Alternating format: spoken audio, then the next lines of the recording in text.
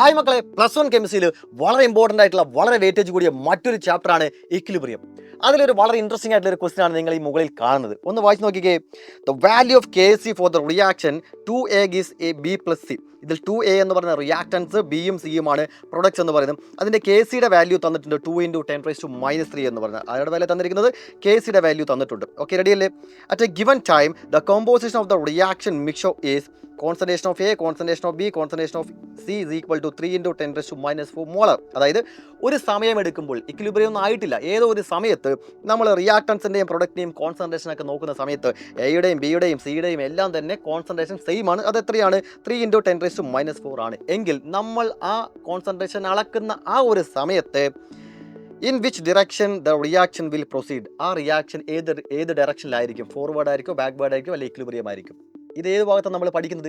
Equilibrium കോൺസ്റ്റന്റിന്റെ application എന്ന് പറയുന്ന ഭാഗത്താണ് പഠിക്കുന്നത്. കോഷ്യന്റ് എന്ന് പറയുന്ന QC നമ്മൾ ഇവിടെ കണ്ടുപിടിക്കേണ്ടതായിട്ടുണ്ട്. QC എന്ന് പറഞ്ഞാൽ എന്താണ്? Concentration of product divided by concentration of reactants ആണ്. അപ്പോൾ ഈ ഇക്വേഷൻ്റെ ഇവിടെ തന്നിരിക്കുന്ന കെമിക്കൽ റിയാക്ഷൻ്റെ QCയുടെ എക്സ്പ്രഷനാണ് ഇവിടെ എഴുതിയിരിക്കുന്നത്. ഇത് തന്നെയല്ലേ സാർ Kcയുടെ എക്സ്പ്രഷനും? അതെ, Kcയുടെ എക്സ്പ്രഷൻ എന്ന് പറയുന്നത് concentration of product divided by concentration of reactants എന്ന് പറയുന്നത് ഇക്വിലിബ്രിയത്തിലുള്ള കോൺസെൻട്രേഷൻ ആണ്. ഇക്വിലിബ്രിയത്തിലല്ലാത്ത മറ്റേതൊരു സമയത്തുമുള്ള പ്രൊഡക്റ്റിൻ്റെയും റിയാക്ടൻസിൻ്റെയും കോൺസെൻട്രേഷൻ്റെയും റേഷ്യോ ആണ് QC എന്ന് പറയുന്നത്. അപ്പോൾ ഇവിടെ ബിയും സിയും എയുടെ എല്ലാം അളവ് നമുക്ക് അറിയാവുന്നതാണ്. അതെല്ലാം സബ്സ്റ്റിറ്റ്യൂട്ട് ചെയ്യുന്നു. നോക്കിക്കേ, 3 × 10⁻⁴ എന്ന് പറയുന്നതൊക്കെ സബ്സ്റ്റിറ്റ്യൂട്ട് എന്ന് പറഞ്ഞാൽ മുകളിലും താഴത്തുള്ള ആളുകളെല്ലാം തന്നെ വെട്ടിപ്പോകുന്നു. അതായത് QC എന്ന് പറഞ്ഞാൽ നമുക്ക് കിട്ടുന്നത് 1 ആണ്.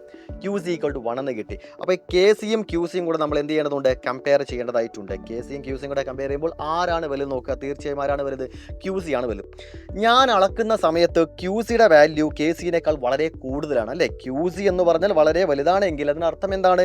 ഞാൻ അളക്കുന്ന സമയത്ത് പ്രൊഡക്റ്റിൻ്റെ അളവാണ് കൂടുതൽ, റിയാക്ടൻസിൻ്റെ അളവ് കുറവാണ്. ഞാൻ അളക്കുന്ന സമയത്ത് പ്രൊഡക്റ്റിൻ്റെ അളവ് കൂടുതലും റിയാക്ടൻസിൻ്റെ അളവ് കുറവുമാണ്. അപ്പോൾ പ്രൊഡക്റ്റ് കൂടുതലാണ്, റിയാക്ടൻസ് കുറവാണെങ്കിൽ എങ്ങോട്ടേക്കാണ് റിയാക്ഷൻ നടക്കുന്നുണ്ടായിരിക്കുക? ബാക്ക്വേർഡ് ആയിരിക്കില്ലേ? അത്രയും. ഓക്കെ, ഇങ്ങനെ വളരെ ഇൻട്രസ്റ്റിംഗ് ആയിട്ടുള്ള ഒരുപാട് ടോപ്പിക്സ് നമ്മൾ ഈ ഒരു ചാപ്റ്ററിൽ പഠിക്കുന്നുണ്ട്. മുഴുവൻ കൺസെപ്റ്റും മുഴുവൻ ടോപ്പിക്സും എല്ലാം അതിഗംഭീരമായി നിങ്ങൾക്ക് പറഞ്ഞ് മനസ്സിലാക്കി തരുന്നതിനോടൊപ്പം തന്നെ ഇത് നിങ്ങൾ മറ്റൊരാൾക്ക് പറഞ്ഞു കൊടുക്കാൻ പറ്റുന്ന വിധത്തിലും നിങ്ങളെ ഞാൻ റെഡിയാക്കി തരാം. അപ്പോൾ നാളെ വൈകുന്നേരം 7 മണിക്കുള്ള ലൈവ് നിങ്ങൾ ഒരു കാരണവശാലും മിസ്സാക്കരുത്. കാരണം ഈ ചാപ്റ്ററാണ് നമ്മൾ ഡിസ്കസ് ചെയ്യാനായിട്ട് പോകുന്നത്.